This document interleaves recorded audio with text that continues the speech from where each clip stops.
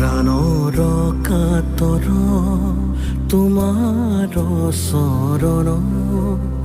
যাতনা যি যত আমাৰ জীৱন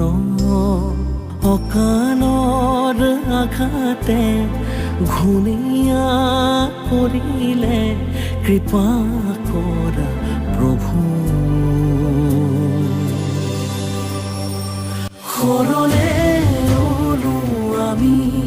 কৰোণাময়ী তুমি হৰিয় অপৰাধ শত গাই হৰি নাম জন